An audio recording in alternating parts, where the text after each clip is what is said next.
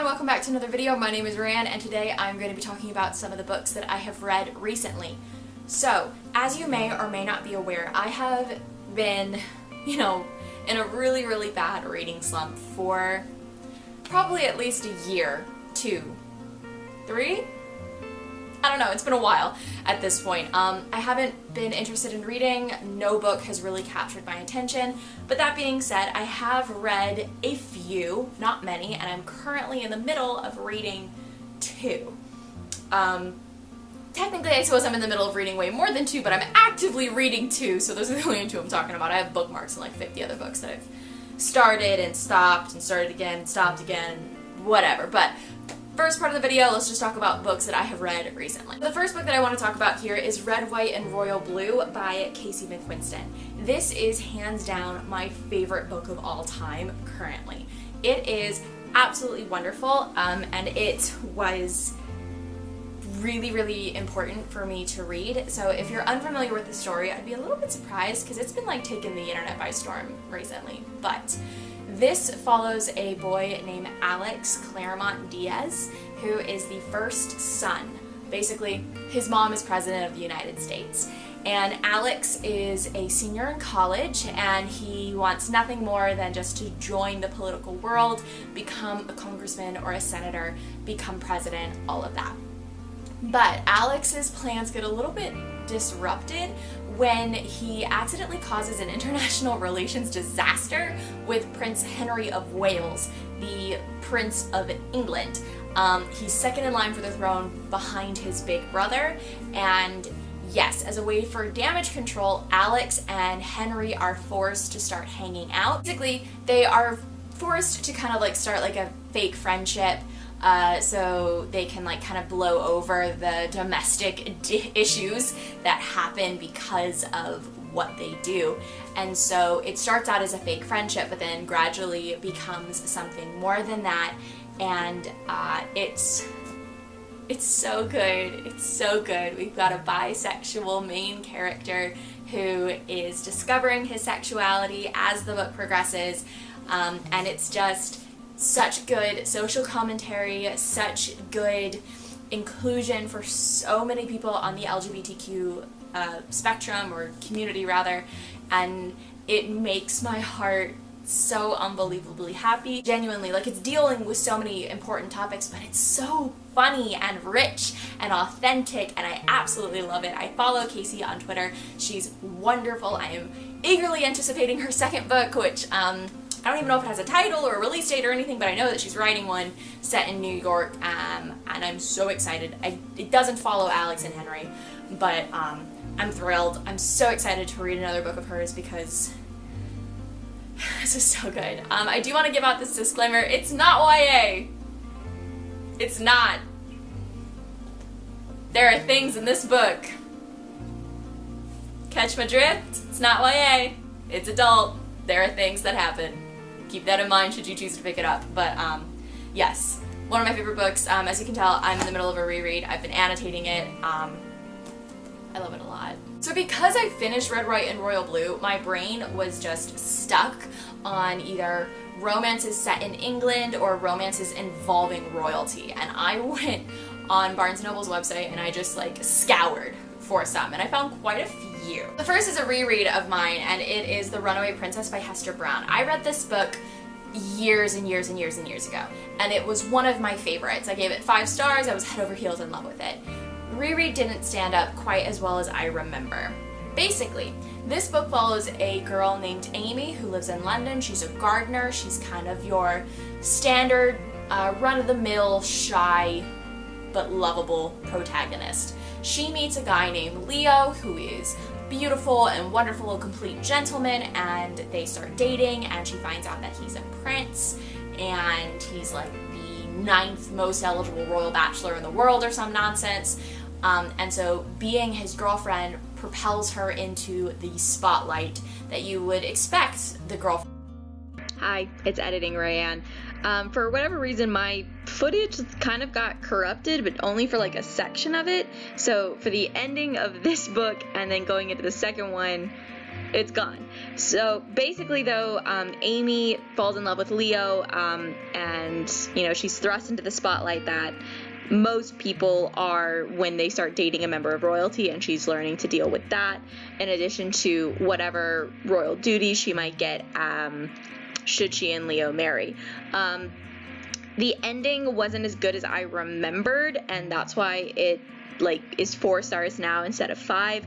Basically, what happened at the end I thought was resolved too quickly. I didn't think it was fleshed out well enough, and I was a little bit disappointed in that, but overall it's still a cute read. This next book then that I'm talking about is My Oxford Year, and that one was cute, but I had a couple issues with it, and it follows an American girl named Ella, who gets a Rhodes Scholarship to study in Oxford, and I'm going to tell you more about it right now. Basically, Ella falls in love with her professor, Jamie Davenport, and it doesn't start as them falling in love. Like, they straight up at first just want like a friends with benefits type of relationship, but then they catch feels.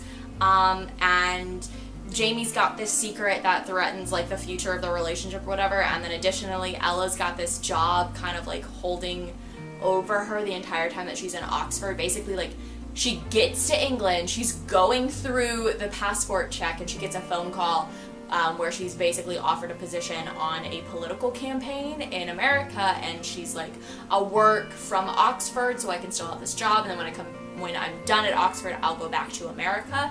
So that's why her and Jamie are like, oh no, this is perfect, the friends with benefit things is totally fine, because you're gonna leave after a year and we're not gonna catch feels. But then like they do, and life happens. It was addicting, but extremely predictable. I gave it 3 out of 5 stars. Like, it was okay, it was cute, but like, you know what's gonna happen as soon basically as you open up the book. So just to kind of keep that in mind as you read. Like it's cute. I liked Ella, I liked Jamie, but it was predictable as heck.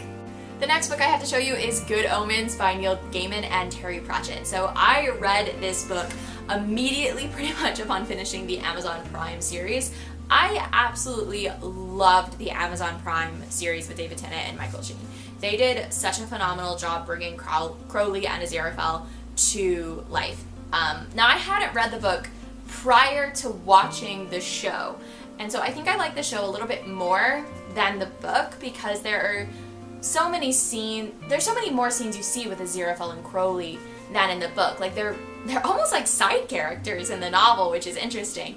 If you are unfamiliar with what the story is about, basically, Crowley is a demon and Aziraphale is an angel, and Armageddon has befallen the world. It's gonna end in like a week. And Crowley and Aziraphale are quite fond of Earth. They've lived on Earth for thousands of years, and they're not really interested in seeing it end with the Antichrist, so they are kind of teaming up to try to stop it. So it's an angel and a demon working together, but beyond that, it's an angel and a demon who are both really bad at their jobs. I absolutely love them. They are wonderful and so funny. I really, really liked the book, and I really, really liked the show. I also own, if you've seen my haul recently, I own the script book, but I haven't finished reading it yet. I've only read the first episode worth, but I loved this book. I thought it was super cute, and you can tell how faithful of an adaptation it is because Neil Gaiman was such a huge front runner in it. Like, I think he wrote the script, he helped, with the vision of directing and everything. Like, he had a lot on his plate with this, and you can definitely tell how much work and time he put into it to make it the best adaptation that it could be. And it's absolutely wonderful. I rewatch it a lot, especially like that 30-minute opening of episode 3 where it's just Crowley and Aziraphale throughout the ages. But I loved it. It's a really funny story. I'd recommend you pick up the book if you've seen the TV show, and I'd recommend you pick up the book if you haven't seen the show. Like, it's really, really good, and it makes me happy anytime I think about them. And the last book I have to talk about that I have read before I get into my current reads is Dan Brown's The Da Vinci Code. I've seen the Tom Hanks movie, I don't even know how many times for Da Vinci Code, and I really, really like it, and I figured it was about time I sat down and actually read a Dan Brown book. I've heard so many good things about this. My mom has read it and enjoyed it. I know other people here on BookTube really like Dan Brown, so I decided to just sit down and finally give it a chance, and I actually really liked it. I am a big fan of history. I absolutely love it, but I don't read a lot of things that involve history or things that involve mystery. And so this is set in present day, but there's a whole lot of historical facts and stories that is just jammed-packed into this novel. If you're unfamiliar with this story, I'd be a little bit surprised, but I'll tell you a little bit of a synopsis. So, the main character here is Robert Langdon, and he is a professor at Harvard, and he is a professor in religious symbology? Yeah. It's not a real thing, but basically, Robert Langdon is in Paris giving a speech, and the captain of the police in Paris asked him to come investigate a body that was found in the Louvre, and not just any body, but the head curator at the Louvre, who has been murdered.